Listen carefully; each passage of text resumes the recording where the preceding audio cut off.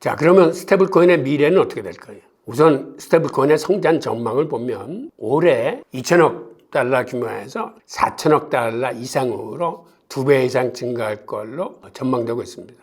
반예크 같은 글로벌 자산 운용사는 올해 스테이블 코인의 일일 거래량이 3천억 달러를 돌파할 것이라고 그랬어요. 그러니까 갖고 있는 물량에 비해서 회전 속도가 굉장히 빠름을 의미합니다. 그만큼 시장에서 어떤 의미에서는 인기가 있다라고 보여지는 거죠. 또 하나는 앞으로의 성장 전망이 2028년 혹은 늦어도 2030년까지 발행 총액이 3조 달러에 이를 것이라고 많은 기관들이 전망하고 있습니다.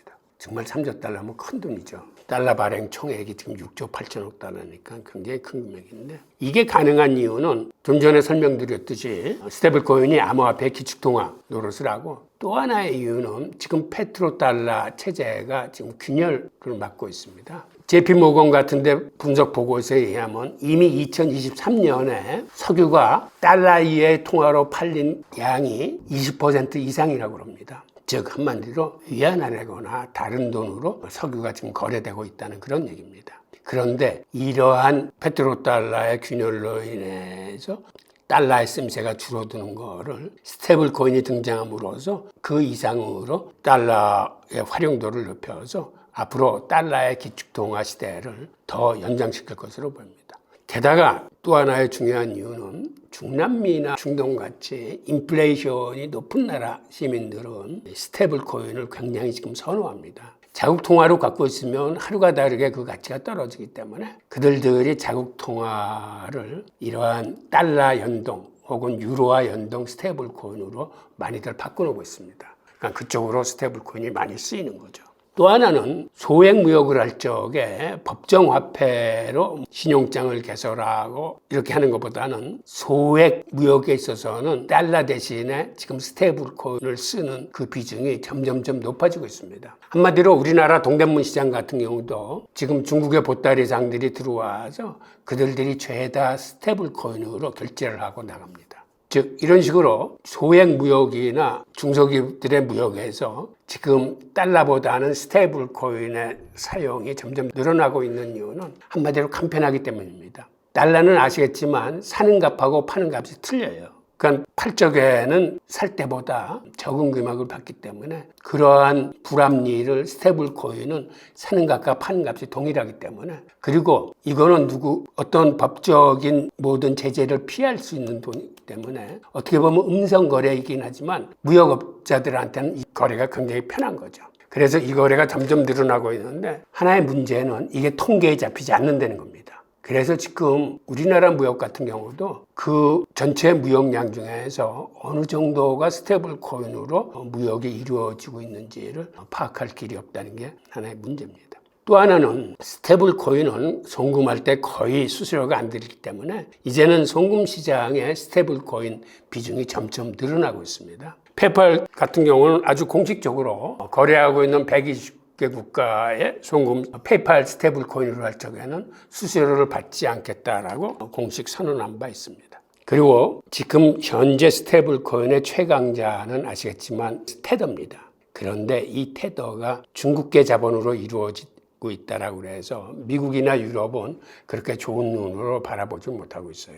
그리고 앞으로 스테이블 코인은 이게 유럽에서 시행하는 미카가 됐던 아니면 지금 미국에서 제정하려고 그러는 암호화폐 포괄법에 의해서 승인을 득해야 되는데, 이 승인을 득하지 못하는 스테이블 코인은 아마 시장에서 나중에는 도태될 가능성도 있습니다. 이런 법에 의해서 보면 발행량의 100% 이상을 안전자산으로 담보하는 가상자산만 스테이블 코인으로 인정해 주겠다는 게 요지입니다. 즉, 그 얘기는 이 스테이블 코인 담보물을 대부분 미국 국채같이 안정적인 자산으로 운영해야 된다는 게 요지입니다. 거기다가 기업 회사채라거나 다른 나라의 국채라거나 이런 거를 껴넣는 거를 용서하지 않겠다는 의미입니다. 그리고 중앙은행이 취소를 건의할 수 있고 그러면은 감독당국이 취소할 수 있는, 즉 한마디로 정부기관에 힘을 실어주고 있습니다. 그리고 이 스테이블 코인이 투명하게 운영되고 있는지를 매달 보고를 해서 국가의 감독 아래 놓이게 한다는 게 이 법의 기본적인 취지입니다. 그러다 보니까 지금같이 테드와 같은 운영 방식은 앞으로 굉장히 위험해질 소지를 갖고 있는 거죠. 그래서 오히려 미국계 자본이자 미국의 감독 당국으로부터 공식 승인을 득한 그런 스테이블 코인이 앞으로는 이제 강세를 띨 걸로 보이고, 그리고 이제 스테이블 코인 시장은 이제 막 시작하는 시장입니다. 여태까지의 테더나 서클이나 이런 순서가 아니고 앞으로는 아예 판도 자체가 바뀔 수 있습니다. 즉 미국의 감독 당국의 승인을 득한 미국계 스테이블 코인이 시장을 주도할 가능성이 큽니다. 그리고 스테이블 코인이 미국 정부가 요구하는 신원 확인이라거나 불법 자금의 색출이라거나 자금 세탁 방지 등의 법규를 철저히 준수할 것을 미국이 요구하고 있습니다. 현재 스테이블 코인의 종류가 여러분들이 생각하는 숫자보다 굉장히 많아요. 코인 마켓캡에 등록된 숫자만 보더라도 203개 정도가 지금 등록되어 있습니다. 그리고 앞으로 미국의 대형 금융기관들, 골드만삭스라거나 JP모건이나 이런 데가 모두 스테이블 코인을 발행하겠다는 계획을 갖고 있어요. 그래서 이런 대형 금융기관들이 앞으로 이 시장에 참여를 하면 시장 판도가 지금과 완전히 다른 형태로 바뀔 수 있다는 점이고, 그 중에서도 미국이 앞으로 제정할 이런 법안에 의거해서 감독기관의 허가를 받은 미국계 스테이블 코인들의 강세가 예상되는데, 아시다시피 지금 시장에서의 미국계 스테이블 코인은 USDC 서클이나 디플의 RL US 스테이블 코인이나 페이팔 스테이블 코인 같은 게 이게 바로 미국계 스테이블 코인들입니다. 비트코인과 스테이블 코인의 관계를 좀 들여다보면 사실 직접적인 관계는 없습니다. 그런데 간접적으로는 서로 연동돼 있어요. 왜 그러냐면 스테이블 코인은 아까도 말씀드렸지만 암호화폐 거래소의 기축통화입니다. 그러다 보니까 스테이블 코인의 성장 규모가 커지면 동시에 암호화폐 시장의 시총도 늘어나는 효과를 갖고 있고, 비트코인의 도미넌스가 지금 암호화폐 시총의 60% 내에서 오르락내리락 하기 때문에,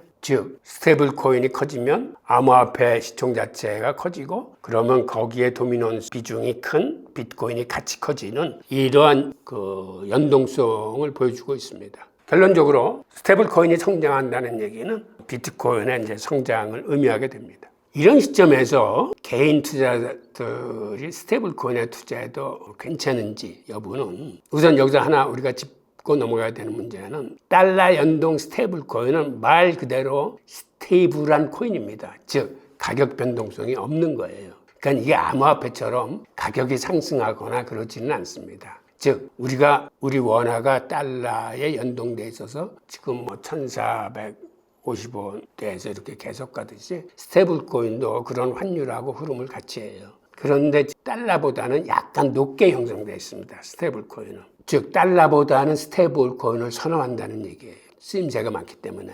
여러분도 투자하실 때 현금을 보유하는 경우에 원화를 갖고 있을 수도 있고, 아니면 이거를 달러로 바꿔 가지고 보유하고 싶으신 투자자들도 많을 텐데, 달러를 보유하고 있는 대신에 스테이블 코인을 달러의 대체 자산으로 갖고 있는 것도 중요한 투자 방법의 하나입니다. 그리고 우리가 투자 방법에서 지난번 시간에 균형복원 포트폴리오와 리밸런싱 투자법에 대해서 같이 배웠는데요. 그런데 그때 현금 대신에 바로 이런 스테이블 코인을 대신 사용할 수 있는 거죠. 그러니까 투자의 한 종목으로서 여러분들이 스테이블 코인을 활용할 수 있습니다. 즉 균형복원 포트폴리오에서 한쪽은 현금을 담고 한쪽은 암호화폐를 담아서 그 비중을 50대 50으로 계속 맞춰 나갈 적에 현금 부분에 바로 이런 스테이블 코인을 담을 수 있다는 얘기입니다. 그리고 최근에 나온 중요한 변화 중에 하나가 매월 수익을 지급하는 스테이블 코인이 등장을 했습니다. 그래서 이게 앞으로 개인들한테까지 판매가 될지 여부는 이제 좀 더 우리가 들여다봐야 되는데, 하여튼 이러한 스테이블 코인의 시장의 변화가 지금 빠르게 움직이고 있다는 거. 그러면 수익 창출 스테이블 코인에 대해서 한번 잠깐 들여다보겠습니다. 기본적으로 스테이블 코인을 가지고 이자를 받을 수 있는 경우는, 지금과 같은 경우는 디파이 시장에서 이거를 예치함으로써 그 이자를 받을 수 있습니다. 즉 이 스테이블 코인을 빌려줌으로써 이제 이자를 받을 수 있는 거죠. 혹은 검증단에 들어갈 적에 이러한 스테이블 코인 같은 거를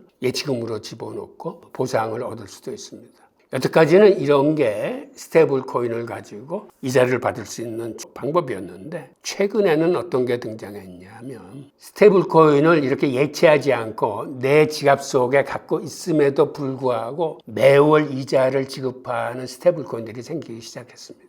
사실 미국과 유럽에서는 이걸 원천적으로 여태까지 막았어요. 왜 그러냐면 원래 달러나 이런 걸 은행에 예금을 해야 그 이자를 주는 건데, 이거는 은행에 예금도 하지 않고 내 개인 지갑에 갖고 있는데 거기다 돈을 이자를 매월 쏴준다 그러면 많은 사람들은 이제는 은행을 사용하지 않고 최수익형 스테이블 코인으로 몰려들게 될 겁니다. 그러면 은행 시스템 자체가 잘못하면 붕괴될 수 있어요.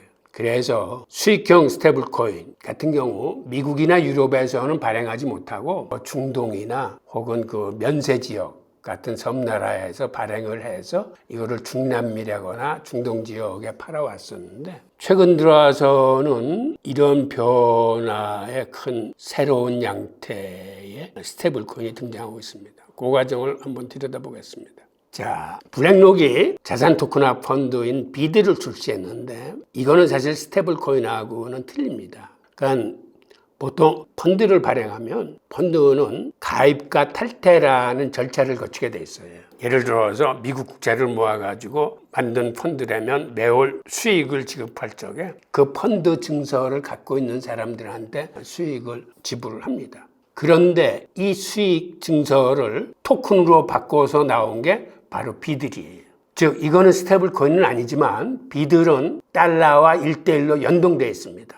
그리고 이 비들 토큰을 갖고 있는 사람들한테는 계속 매월 이자를 지급하는 겁니다. 그런데 이 비들과 같은 RWA 상품, 즉 자산 토큰화 상품들은 이걸 아직까지 개인들한테는 팔지 않고 기관 투자자와 검증된 투자가들한테만 지금 팔고 있어요. 그런데 재밌는 사실은 이 비들 토큰을 시중의 USDC와 같은 스테이블 코인으로 1대1로 맞바꿀 수가 있어요. 그러다 보니까 자산 토큰화 상품으로 스테이블 코인은 아니지만 사실상 용도는 스테이블 코인으로 쓰일 수 있는 거예요. 그러니까 서클과 1대1로 항상 맞바꿀 수 있으니까. 이런 문제가 있었는데 최근에는 여기서 어떻게 더 진화를 했냐면, 최근에 SEC가 미국 최초로 이자 지급 스테이블 코인인 YLDS를 승인해 줬습니다. 그리고 이거를 검증된 보유자들이 살 수 있게 했는데 매년 이자를 3.85%를 지급하겠다라고 이 스테이블 코인 측에서는 선언을 했어요.